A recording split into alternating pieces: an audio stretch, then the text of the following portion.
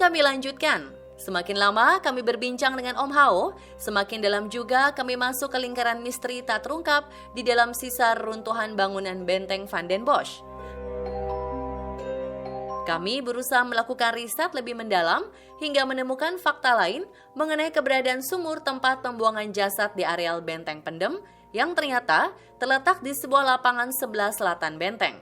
Apa yang kami temukan ini sejalan dengan apa yang dikatakan Om Hao mengenai sebuah sumur, lokasi pembuangan jenazah para tahanan kolonial Belanda.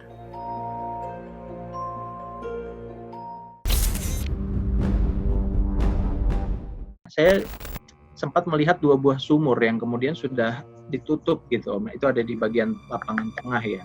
Dari 2 bangunan yang sudah runtuh itu ada 2 buah sumur. Apa sumur itu yang dimaksudkan Om Hao? Iya Mas, benar. Jadi yang arah ke sana ya, yang arah ke penjara yang dari kantor tadi itu ada 2 sumur. Dan memang sumur ini di awal kan dipergunakan untuk sarana pengairan sebenarnya, lingkungan itu. Tetapi karena sempat terjadi banyak wabah ya, dalam artian kan pekerja paksa atau pekerja logi yang kekurangan gizi kemudian meninggal, atau yang mengalami tindak kekerasan, penyiksaan, dan termasuk tahanan-tahanan yang di penjara itu dibuangnya di sumur itu Mas memang. Dan tidak satu waktu, dalam arti tidak dibuangnya pas waktu itu, jadi bertahap gitu, satu-satu gitu, maksudnya selang beberapa hari ya. Dan itu sangat banyak, puluhan, bahkan menyentuh hampir ratusan jenazah. Dan sampai hari ini tidak bisa dievakuasi karena memang sudah ditimbun dari sejak zaman dahulu gitu.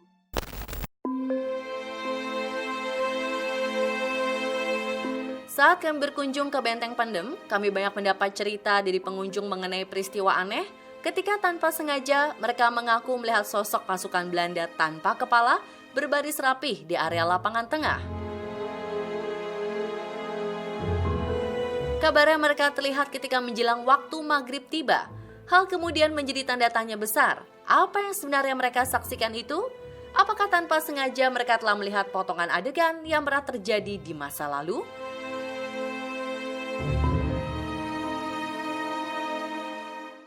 Sabda itu tanpa kepala itu sebenarnya ada pemenggalan waktu itu Mas. Jadi bahwasanya di lapangan tengah, di komplek utama dekat kantor, antara kantor dengan bangunan gubernur, itu di tengahnya, itu memang kalau pas era Deng Nipong menguasai benteng Van den Bosch, setiap pagi ada apel di situ. Jika orang-orang Belanda ini tidak mengikuti prosesi ini, termasuk nanti mencium bendera Indomaru itu, maka mereka akan saat itu juga akan dieksekusi di situ. Sehingga serdadu-serdadu ini kemudian menjelma menjadi residual energi. Mereka masih seperti zaman dahulu, berbaris, kemudian apel, tapi tanpa kepala, dan posisi kepalanya sendiri yang sudah terpenggal, dan badannya itu buangnya di sumur itu juga Mas.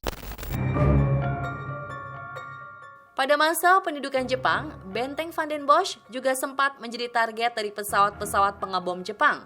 Salah satu area bangunan yang terkena serangan bom adalah bangunan asrama prajurit Belanda. Sebenarnya tidak banyak korban pada saat pengeboman oleh Jepang kala itu. Hanya saja beberapa orang merasakan aura tidak nyaman saat berada di bagian bangunan tersebut. Rahasia apa yang sebenarnya tersimpan di tempat ini?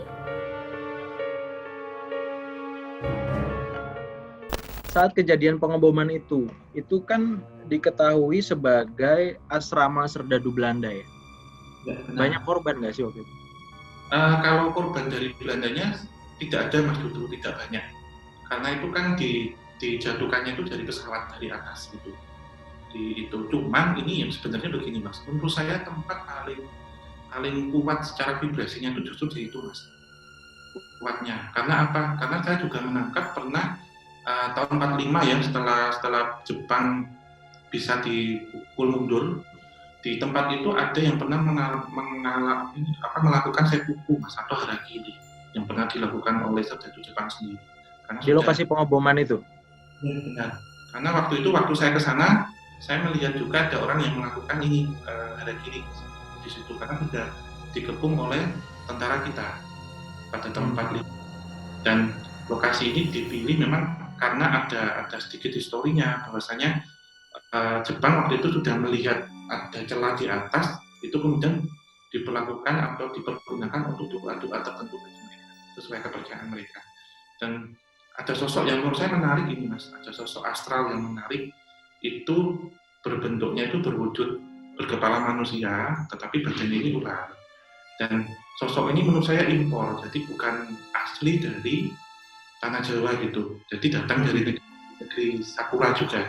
Dan bahkan lebar bentang dari tubuh ularnya itu kalau dibentangkan bisa mengelilingi benteng keseluruhan Mas, dari depan sampai belakang, sampai kepala sampai ekor itu bisa nyambung. Jika Anda berkunjung ke Benteng Van den Bosch di Ngawi, Anda akan melihat sebuah ruangan yang tidak mungkin terlewatkan. Sebuah ruangan yang di bagian atas dindingnya ditumbuhi pohon besar dengan akar menjalar ke seluruh ruangan. Dahulu ruangan ini dijadikan toilet dan kamar mandi para serdadu Belanda yang menjaga benteng. Bagi para pemburu spot foto, ruangan ini menjadi salah satu incaran utama. Namun siapa yang menyangka bahwa beratus-ratus tahun lalu tempat ini merupakan sumber mata air yang konon dihuni oleh bangsa peri dan dipercaya masih ada sampai hari ini.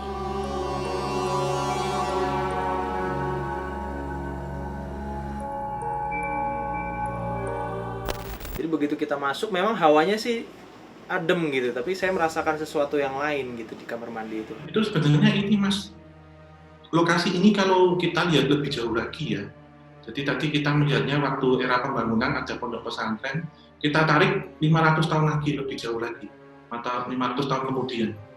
Itu memang lokasi ini dulu rawa-rawa, jadi ada banyak kedung itu sumber mata air. Jadi beliau ini memperkenalkan nama ke kita saat ini, namanya Nyai Jinggo. Jadi bentuknya ibu-ibu ya, usia 40 tahun lah, ibu muda usia 40 tahun menggunakan kebaya sama jarik itu, dan ini memang menguasai gedung yang ada di situ. Jadi bersih itu tidak suka tempatnya dikotori, dalam arti buang sampah sembarangan, kemudian maaf ya dipakai mudah-mudi untuk pacaran, itu beliau paling tidak suka gitu. Tetapi orang yang ke situ ziarah, orang yang ingin mengenal sejarah akan disambut welcome. Nama Benteng Pendem di Ngawi sudah cukup lama memiliki reputasi tersendiri bagi para pengunjung. Mereka beberapa kali terlihat membagikan pengalamannya ketika datang ke bangunan benteng.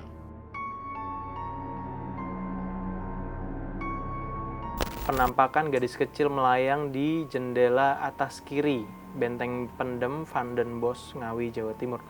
Ini di jendela yang atasnya agak setengah lingkaran gitu berarti nih ya Om ya? Ya, yang di atas, ya dekat yang setengah lingkaran. Sebenarnya sih kalau saya ngelihatnya hanya sekilas seperti bayangan ya, kayak bayangan potongan cahaya atau apa. Tapi kalau dari Om Mau sendiri ngelihatnya sebenarnya apa sih itu? Ini sebenarnya ektoplasma Mas, jadi belum ke tahap penampakan. Karena kan kalau makhluk astral itu akan nampak ketika dianya bisa berhasil menyerap energi dari manusia yang ada di sekitarnya. Jadi untuk merubah dari bentuk non-benda menjadi bentuk benda solid itu. Jadi sehingga diperlukan energi yang lebih besar. Jadi kan awalnya memang bermula dari os, kemudian menjadi ektoplasma. Ektoplasma itu seperti bayangan atau menyerupai dengan asap. Jadi tak berbentuk atau abstrak ya bentuknya. Dan pemirsa, itulah tadi penelusuran jarak jauh tim on the spot bersama Om Hao. Saksikan penelusuran di tempat bersejarah lainnya dengan metode retrokognisi hanya di On The Spot Trans 7.